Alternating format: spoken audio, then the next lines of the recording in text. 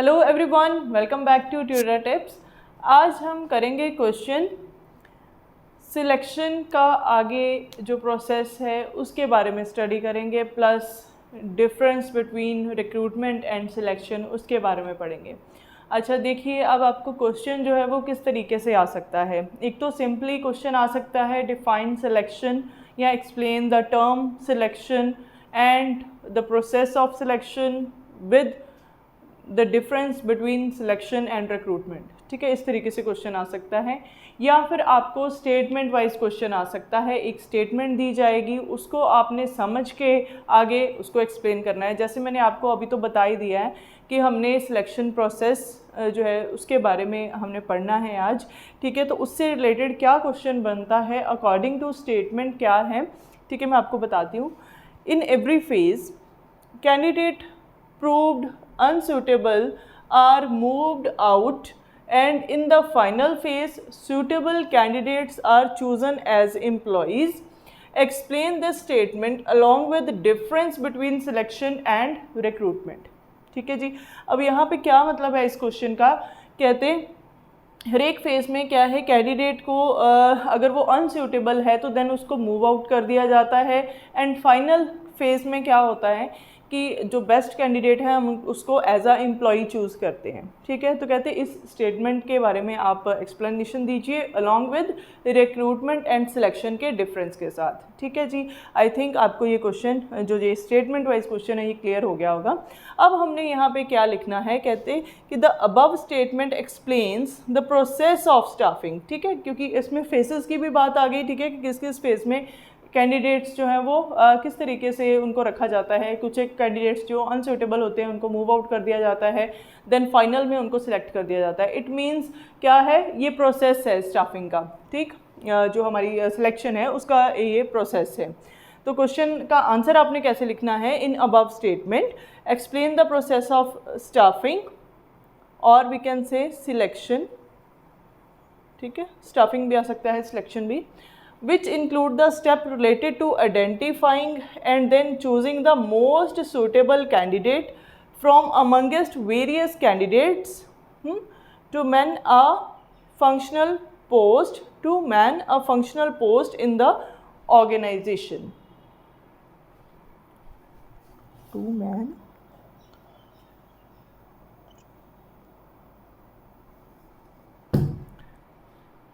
ठीक है जी।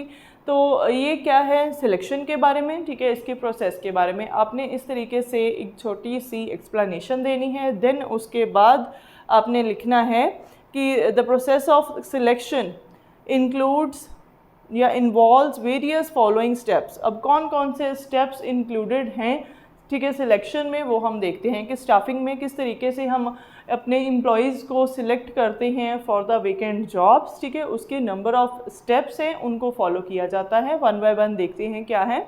अब जैसे मैंने यहाँ पे पॉइंट्स लिखे हैं, साथ में अंडरस्टैंडिंग के लिए एक एक लाइन लिखी है सो दैट आपको इजीली ये समझ आ जाए। और कॉपी पेन लेके बैठना। ठीक है, जो भी इंपॉर्टेंट टर्म्स इसके बारे में मैं बताऊंगी हर एक पॉइंट के साथ आपने उसको साथ में नोट डाउन करना है। ठीक, देखिए अब रिसिप्ट ऑफ एप्लीकेशंस। जनरली इसमें क्या होता है कि पर्सनल डिपार्टमेंट और रिसेप्शनिस्ट रिसीव दी एप्लीकेशंस। ठीक है, जो एप्लीकेशंस, ठीक है, कैंडिडेट्स द्वारा ऑर्गेनाइजेशन में दी जाती है। एप्लीकेशन मतलब जो भी उनके रिज्यूमेज हैं या वो फॉर्म फिल करके जाते हैं, उसमें अपनी क्वालिफिकेशन, अपनी जो स्किल्स हैं उसके बारे में नोट डाउन करते हैं, पर्सनल डाटा अपना, ठीक है, बायोडाटा जो है वो देते हैं। ठीक है, वो फिर क्या है, ऑर्गेनाइजेशन में वो सबमिट करते हैं। तो वो उसको कौन रिसीव करता है, पर्सनल डिपार्टमेंट या फिर रिसेप्शनिस्ट। ठीक है, वो फिर जब नंबर ऑफ जो सीवीज़ हैं या रिज्यूमेज हैं या फॉर्म्स हैं वो फिल होके वहाँ पे इकट्ठा हो जाते हैं। देन उसके बाद आगे फर्दर सेकंड स्टेप के लिए मूव ऑन होते हैं।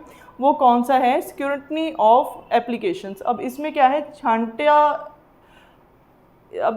है, छांटा जाता है उन रिज्यूमर्स को। ठीक है, जो क्या है आपको अकॉर्डिंग टू वैकेंसी अच्छे लगते हैं, आपको लगता है कि ये कैंडिडेट्स जो हैं या जिनका बायोडाटा आप रीड करते हो आपको वो अपनी वेकेंट जॉब के लिए सूटेबल लगते हैं, तो उनकी छांटी लगा के आप एक साइड पे कर लेते हो। ठीक है जी। अब इसमें कैसे लिखना है, applicants are excluded from the selection who are not fulfil the essentials. ठीक है, तब आप क्या करते हो, उन रिज्यूमर्स को साइड आउट कर देते हो जो रिज्यूमे क्या है सूटेबल आपको नहीं लगते आपकी पर्टिकुलर पोस्ट के लिए, ठीक। उसके बाद है preliminary interview. Simple and brief interview होती है, सिंपली जर्नल क्वेश्चंस पूछे जाते हैं कैंडिडेट से, ठीक है। उसकी जो भी फाइल है, बायोडाटा है, जो भी वो अपनी फाइल साथ में लेके आया है जिसमें उसकी एकेडमिक क्वालिफिकेशन होती है, ठीक है, या वर्क एक्सपीरियंस होता है, ठीक है, उसको आप जनरली चेक करते हो एंड देन जनरल क्वेश्चंस उसकी पर्सनैलिटी से रिलेटेड, बैकग्राउंड से रिलेटेड आप पूछते हो, ठीक। एंड देन है उसके बाद to fill up application form. फिर एप्लीकेंट से क्या है, एप्लीकेशन फॉर्म फिल करवाया जाता है जिसमें उसके जो भी पर्सनल डाटा है, पर्सनल बायोडाटा जो हम जिसको कहते हैं, वर्क एक्सपीरियंस, उसके रिगार्डिंग आप इन्फॉर्मेशन एक फॉर्म के ऊपर ले लेते हो, ठीक।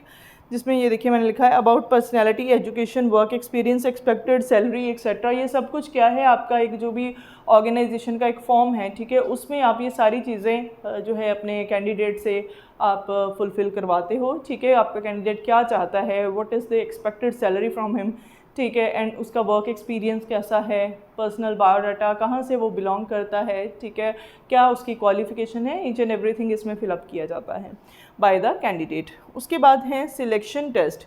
फिर सिलेक्शन टेस्ट होता है जिसमें क्या है कि एक तरह से MCQs या फिर ऑब्जेक्टिव टाइप क्वेश्चंस आ जाते हैं, ठीक है। फिर एटीट्यूड इंटेलिजेंस टेस्ट जो है वो कंडक्ट किया जाता है जिसमें आप जो है माइंड सेट, इंटेलिजेंस, साइकोलॉजिकली क्या है, आप ये जानते हो कि एक्चुअल में किस तरीके का कैंडिडेट मतलब वो है, ठीक है, पर्सनल ट्रेट्स कैसे हैं या उसका व्यू पॉइंट कैसा है, क्या थिंकिंग है। क्वेश्चंस कुछ इस तरीके के होते हैं, सिचुएशनल क्वेश्चंस। एक पर्टिकुलर आप सिचुएशन दे देते हो कि हाँ भाई अगर इस सिचुएशन में आप होंगे तो देन ऑर्गेनाइजेशन में अगर ऐसी सिचुएशन आ जाएंगी, एडवर्स सिचुएशन आएगी या चैलेंजिंग आपको कोई भी टास्क मिलेगा, आप उसको कैसे परफॉर्म करोगे, मतलब इससे रिलेटेड कुछ एक क्वेश्चंस होंगे जिससे क्या है उसका माइंडसेट पता चलेगा एक्चुअल में वो पर्सन कैसा है, पॉजिटिव माइंडसेट वाला है या नेगेटिव माइंडसेट वाला है, मीडियोकर है, कैसा है, ठीक है, डिसीजन मेकिंग अच्छी कर सकता है या नहीं। फिर आप उस टेस्ट के अकॉर्डिंगली उसको जज करते हो कि according to post he is suitable और नॉट, ठीक। उसके बाद सिलेक्शन इंटरव्यू आती है जिसमें फ़ेस टू फेस इंटरव्यू होती है, आमने सामने बैठ के इंटरव्यूअर और जो इंटरव्यू देने आया है वो बंदा आमने सामने वो बैठ के क्या है बातचीत करते हैं। जो इंटरव्यूअर है, जो इंटरव्यू ले रहा है, वो जिस भी पर्टिकुलर डिपार्टमेंट से रिलेटेड इंटरव्यू मतलब रखी गई है उस डिपार्टमेंट के अकॉर्डिंगली जिस पर्टिकुलर पोस्ट के लिए इंटरव्यू है उस पोस्ट से रिलेटेड क्या है उस पर्टिकुलर जो भी इंटरव्यू देने आया है कैंडिडेट, उससे क्वेश्चनिंग करी जाती है, पूछा जाता है, ठीक है। क्वेश्चंस जो है वो पूछे जाते हैं, देन ये देखा जाता है कि उसकी क्वालिफिकेशन, उसकी स्किल्स, उसकी कैपेबिलिटी, एबिलिटीज़ उस पर्टिकुलर पोस्ट से मैच करती है या नहीं, ठीक। एंड आप क्या है इसमें ये भी जज करते हो कि वो पर्सन जो है मतलब कॉन्फिडेंट है या नहीं, कैसे कॉन्फिडेंटली वो क्या है ऑर्गेनाइजेशन के लिए आपको अच्छा लग रहा है या नहीं, या कैसे वो आपके क्वेश्चंस का आंसर दे रहा है, ठीक। इससे आप क्या है उसकी पर्सनैलिटी को जज करते हो। देन उसके बाद है 7th पॉइंट, चेकिंग रेफरेंसेस। अब इसमें क्या आएगा, इंक्वायरीज़ होती हैं, ठीक है। आप क्या करते हो, इंक्वायरी करते हो जो भी उसने जब फॉर्म फिल किया ना, जैसे यहाँ पे है कि to fill up the application form, जब एप्लीकेशन फॉर्म फिल करते हैं ना तो देन ना रेफरेंस के बारे में पूछा जाता है, ठीक है, किसके थ्रू आप आए हो, या पर्टिकुलर वो पर्सन का आप रेफरेंस दो जो आपको जानता है, ठीक है, अच्छे से। फिर इस फेज़ में क्या होता है कि इंक्वायरी करी जाती है उन रेफरेंस ग्रुप से, इंस्टीट्यूशन से, ठीक है, या सपोज उन पर्सन से, ठीक है, उस जो कैंडिडेट इंटरव्यू देने आया है उसके लिए, ठीक है, कि क्या एक्चुअल में वो कैंडिडेट अच्छा है, उसकी पर्सनालिटी कैसी है, बैकग्राउंड कैसा है, ठीक है। जैसे सपोज़ उसने आपके ऑर्गेनाइजेशन में वो इंटरव्यू देने आया लेकिन प्रीवियस किसी इंस्टीट्यूशन में वो पहले वर्क करता था, तो क्या है उसका रेफरेंस लिया जाता है एंड देन उस इंस्टीट्यूशन में कॉल करी जाती है, पूछा जाता है कि एक्चुअल में वो पर्सन कैसा है, ठीक है, उसके जो पर्सनालिटी ट्रेट्स हैं, ठीक है, उसका एटीट्यूड कैसा है, इसके बारे में जो है इंक्वायरी करी जाती है, is it all the information true और नॉट, ठीक है, रिगार्डिंग दैट पर्टिकुलर कैंडिडेट।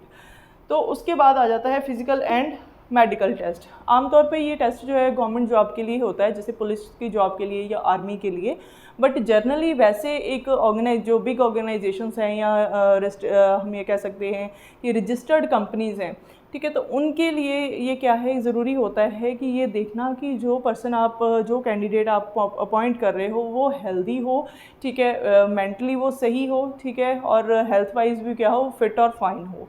तो उसके लिए क्या है, आप एक फ़िटनेस सर्टिफिकेट मंगवाते हो, ठीक है, एक सिविल सर्जन के द्वारा जो साइन किया होता है, ठीक है, या फिर कोई भी मेडिकल बोर्ड जो रजिस्टर्ड हो, ठीक है, गवर्नमेंट मेडिकल बोर्ड हो, ठीक है, उसके द्वारा, सो दैट ये पता चल सके कि जो कैंडिडेट है जो इंटरव्यू देने आया है, ठीक है, वो उसको कोई सीरियस इलनेस नहीं है, वो एकदम से फिट एंड फाइन है, ठीक।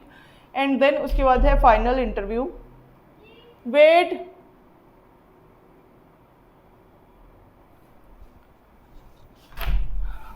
हाँ जी, आपको सुनाई नहीं दिया मैं क्या कर रही थी? ऐसे दरवाज़ा मत खड़काया करो, अगर दरवाज़ा बंद हो तो। मैं रिकॉर्डिंग कर रही हूँ, सारा ख़राब हो जाता है, दोबारा करना पड़ता है मुझे। उधर लगा लो, आप सफाई कर लो, उधर नीचे कर लो, मैंने कई बार ही आपको बताया है ये चीज़। इधर लगाना ज़रूरी है अभी? उधर सफाई करो, अभी मैं 15-20 मिनट के बाद फ्री होंगी, फिर मैं दरवाज़ा खोलूँगी, बाद में करना इधर।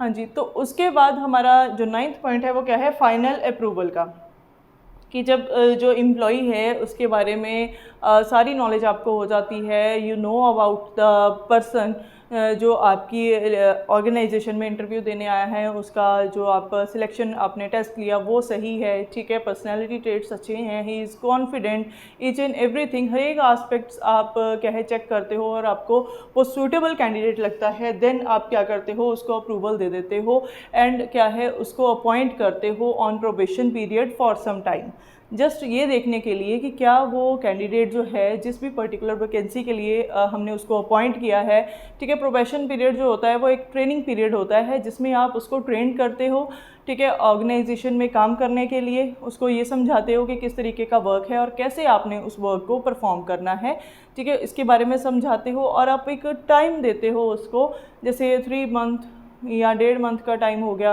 ठीक है, या 4 मंथ का हो गया, as per the policies given in the organisation. हर एक ऑर्गेनाइजेशन की अपनी पॉलिसी होती है, अपना प्रोबेशन पीरियड होता है जिसमें क्या है न्यू कमर्स जो होते हैं या न्यूली अपॉइंटेड जो एम्प्लॉयज़ होते हैं उनके लिए आप एक ट्रेनिंग पीरियड रखते हो, ठीक है, कि उस प्रोबेशन पीरियड में आपको यही जज किया जाएगा, आपको वर्क के साथ साथ ट्रेनिंग भी दी जाएगी किस तरीके से काम करना है एंड ये भी देखा जाएगा कि आप कैसे मतलब नॉलेज एक्वायर कर रहे हो और किस तरीके से आप उस ऑर्गेनाइजेशन के वर्क कल्चर में अपने आप को ढाल रहे हो, ठीक, ये चीज़ इसमें आएगी। उसके बाद है placement and orientation. New employee के लिए ऑर्गेनाइजेशन को जानना भी बहुत ज़रूरी होता है, क्योंकि अगर उसको ये पता नहीं होगा ऑर्गेनाइजेशन का वर्क कल्चर कैसा है, वर्किंग कंडीशंस कैसी हैं, किस तरीके की पॉलिसीज़ हैं, रूल्स हैं, देन वो काम कैसे करेगा।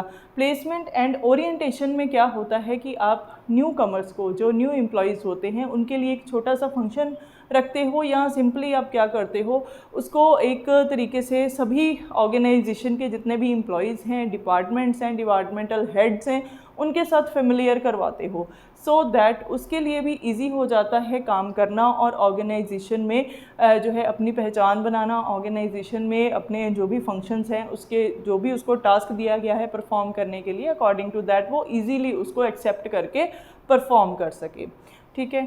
तो इसमें आपने लिखना कैसे है, for new employees made aware about the organisation, their post, responsibility, rule, policies, ठीक है, ये सारी चीज़ें एज इट इज़ आप यहाँ पे लिख सकते हो। सो आई होप आपको ये सारे के सारे पॉइंट्स अच्छे से क्लियर हो गए होंगे।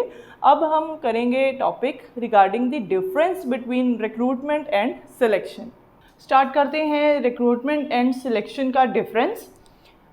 Recruitment, it is the process of searching for prospective employees and motivate them for applying for a job in the organization, ठीक है। रिक्रूटमेंट का क्या मतलब है, जैसे पहले भी पढ़ा, हमने सर्च करने हैं appropriate candidates for the vacancy and then उनको मोटिवेट करना है फॉर अप्लाइंग, द जॉब। ठीक है, मतलब इसमें क्या है कि हम सिंपली क्या करते हैं, रिसीव करते हैं करिकुलम विटास या रिज्यूमे, ठीक है, या उनसे एप्लीकेशन फॉर्म वगैरह फिल करवाते हैं अकॉर्डिंग टू देयर जो भी उनकी एजुकेशनल बैकग्राउंड है, ठीक है, उनकी जो भी डिग्रीज़ हैं या जो भी स्किल्स हैं, ठीक है, हम उनसे क्या है फॉर्म्स वगैरह भी फिल करवाते हैं सो दैट क्या है ज़्यादा से ज़्यादा लोग जो है वो हमारी ऑर्गेनाइजेशन में अप्लाई करें जॉब के लिए। इससे क्या होता है कि ऑर्गेनाइजेशन में मैनेजमेंट के पास भी क्या है ज़्यादा ऑप्शन हो जाती है सिलेक्ट करने की अप्रोप्रिएट कैंडिडेट्स को। ठीक है, उसके बाद देखिए सिलेक्शन, ये क्या है, it is the process of choosing the most suitable candidate. ठीक है, सिलेक्शन में क्या होता है कि हम जो सबसे अच्छा, सही, स्किलफुल और कैपेबल, जिसकी एबिलिटी भी हो उस पर्टिकुलर जो वैकेंट जॉब है उसको परफॉर्म करने की, उसको हम सिलेक्ट करते हैं। ठीक, फ्रॉम अमंगेस्ट वेरियस कैंडिडेट्स, जितने भी कैंडिडेट्स ने अप्लाई किया होता है तो उनमें से हम क्या करते हैं, बेस्ट कैंडिडेट को चूज़ करते हैं। तो वो कैसे होता है, थ्रू द जो भी हमारा इंटरव्यू प्रोसेस है उसके थ्रू।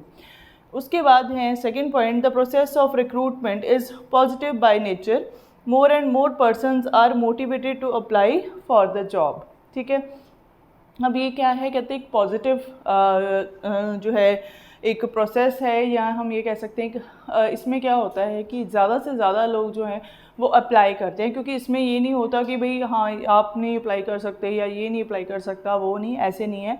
जिस भी पर्सन को लगे कि वो पर्टिकुलर वैकेंसी के लिए सूटेबल है, या उसको ये लगे कि यस मेरा जो एजुकेशनल बैकग्राउंड है अकॉर्डिंग टू दी वैकेंसी है, तो देन वो अप्लाई कर रहा है, तो इसमें कोई रिस्ट्रिक्शन नहीं होती। लेकिन अगर हम सिलेक्शन की बात करें तो सिलेक्शन जो है वो क्या है, एक तरह से उसका नेगेटिव इम्पैक्ट होता है वो उन कैंडिडेट्स के लिए जिन कैंडिडेट्स को निकाल दिया जाता है, या वो कैंडिडेट्स जिनको क्या है हम ये मान के चलते हैं कि वो सूटेबल नहीं है उस पर्टिकुलर जॉब के लिए, तो कहीं ना कहीं उन कैंडिडेट्स के लिए ये थोड़ा सा क्या है, इसका नेगेटिव इम्पैक्ट पड़ता है। ठीक, उसके बाद है third point, it is very simple, this is very simple process. ठीक है, इसमें जस्ट क्या है, लोग अप्लाई करते हैं एंड देन जो हमारे रिसेप्शनिस्ट है या सपोज पर्सनल डिपार्टमेंट है, एचआर डिपार्टमेंट है, वो जस्ट रिसीव करते हैं रिज्यूमेस को, सीवीज को, जो भी पर्सन जो है अप्लाई कर रहे हैं जॉब के लिए। तो वेरी सिंपल प्रोसेस। जो सिलेक्शन है ये थोड़ा सा क्या है, कॉम्प्लिकेटेड है। कॉम्प्लिकेटेड क्यों है, क्योंकि सिलेक्शन प्रोसेस में नंबर ऑफ़ स्टेप्स आ जाते हैं, जो हमने प्रीवियस जब मैंने आपको टॉपिक करवाया था सिलेक्शन का उसमें। ठीक है, तो हमने पूरे का पूरा प्रोसेस पढ़ा था, 10 पॉइंट्स उसमें कवर करे थे। ठीक है, तो उसमें क्या था कि 1 बाय 1 किसी जैसे इंटरव्यू के लिए कोई पर्सन आता है, ठीक है, तो उसका क्या है, प्रीलिमिनरी टेस्ट होता है, psychological test, written test, mental ability test, मतलब नंबर ऑफ़ टेस्ट और काफ़ी सारे हम ये कह सकते हैं राउंड्स को क्लियर करके वो आगे फिर सिलेक्ट होता है जो भी सूटेबल पर्सन होता है जॉब के लिए, राइट। तो ये थोड़ा सा क्या है, कॉम्प्लिकेटेड होता है, क्योंकि बहुत सारे स्टेप्स, बहुत सारे we can say number of phases से निकलना पड़ता है कैंडिडेट्स को, एंड देन जो कैंडिडेट बेस्ट होता है, ठीक है, वही सिलेक्ट होता है। उसके बाद है there is no restriction on the number of application in the process of recruitment. कोई रिस्ट्रिक्शन नहीं है, जैसे मैंने आपको बताया कि ये सिंपल सा प्रोसेस है, जितने मर्जी बंदे अगर अप्लाई करना चाहते हैं जॉब के लिए कर सकते हैं। ठीक है, कोई रिस्ट्रिक्शन नहीं है कि सिर्फ अगर क्या है 2 वैकेंसी है तो उसके लिए सिर्फ 10 बंदे ही अप्लाई कर सकते हैं, एज इट इज़ ऐसा कुछ नहीं होता। ठीक है, इसमें क्या है 50 बंदे भी आ सकते हैं, ठीक है, 80 बंदे भी आ सकते हैं, ये डिपेंड करता है कितने बंदे अप्लाई कर रहे हैं, तो उसमें कोई रिस्ट्रिक्शन नहीं है। ठीक है, सिलेक्शन में क्या है, under this limited number of applicants are chosen as employ. अगर 4 वैकेंसीज ऑर्गेनाइजेशन में है तो हम क्या करेंगे, 4 ही लोगों को अपॉइंट करेंगे जो बेस्ट होंगे। ठीक है, तो इसमें से भी हम ऐसे नहीं करते रिक्रूटमेंट की तरह कि जितने बंदे जॉब करना चाहते हैं हम उनको अपॉइंट कर रहे हैं, ऐसे नहीं होता। जितनी वेकेंट जॉब्स हैं उसके लिए हम क्या है, उस गैप को फिलअप करने के लिए उतने ही कैंडिडेट्स को सिलेक्ट करते हैं। ठीक है, उसके बाद है recruitment is completed before the process of selection. Selection से पहले क्या है, रिक्रूटमेंट होती है, हमें पता ही है, क्योंकि रिक्रूटमेंट में क्या है, number of CVs, number of resume हम कलेक्ट करते हैं। ठीक है, तो दूसरे साइड सिलेक्शन में क्या होता है, the process of selection take place after the process of recruitment is completed. जब हमें पता चल गया कितने नंबर ऑफ़ कैंडिडेट्स, हमने क्या है टाइम लिमिट दे दी थी कि 10 दिन में आपने अप्लाई करना है, आफ्टर 10 डेज सिलेक्शन प्रोसेस शुरू होगा। ठीक है, तो उसके बाद जब रिक्रूटमेंट ख़त्म हो जाती है देन सिलेक्शन प्रोसेस शुरू होता है। ठीक, तो ये है पॉइंट। नेक्स्ट है recruitment can be done from various sources, ठीक है। किस तरह से? इंटरनल एक्सटर्नल सोर्सेज होते हैं, ठीक है। एडवर्टाइजमेंट के तरीके होते हैं, internally externally we are communicate to the employees और to the we can say society कि हमारी ऑर्गेनाइजेशन में वेकेंट सीट्स हैं, ठीक है, वेकेंट वैकेंसीज़ हैं हमारी ऑर्गेनाइजेशन में, तो उसके लिए ये पर्टिकुलर पोस्ट है, इसके लिए इतना जो एजुकेशनल बैकग्राउंड है वो चाहिए। तो देन क्या है, उसके अकॉर्डिंगली लोग जो है वो अप्लाई करते हैं। दूसरी तरफ सिलेक्शन क्या है? Selection is done in various faces क्यों कहा गया है? क्योंकि इसमें नंबर ऑफ स्टेप्स इंक्लूडेड है, ठीक है। जैसे जब पर्सन एंटर होता है ऑर्गेनाइजेशन में, ठीक है, इंटरव्यू देने के लिए, इंटरव्यू से लेके प्लेसमेंट एंड ओरिएंटेशन तक कितने 10 स्टेप्स आ जाते हैं, उन सभी को फॉलो किया जाता है। स्टेप बाय स्टेप जो है सिलेक्शन प्रोसेस वर्क करता है, इंटरव्यूज़ होती हैं, देन पर्सन को जो है वो जज किया जाता है कि क्या वो सूटेबल है उस पर्टिकुलर जॉब के लिए या नहीं। देन उसके बाद बहुत सारे फेसेस से निकल के जो एक सूटेबल कैंडिडेट है वो सिलेक्ट होता है, ठीक। तो इसीलिए कहा गया है कि जो सिलेक्शन है वो कैसे डन होती है? थ्रू वेरियस फेसेस, ठीक। सो आई होप आपको ये अच्छे से समझ आ गया होगा टॉपिक। सो अगर आपको ये वीडियो अच्छी लगी तो प्लीज़ इसे लाइक ज़रूर करना, शेयर करना, चैनल को सब्सक्राइब करना, बेल आइकन को प्रेस करना, सो दैट आगे आने वाली वीडियोस की नोटिफिकेशन आप तक पहुंच सके।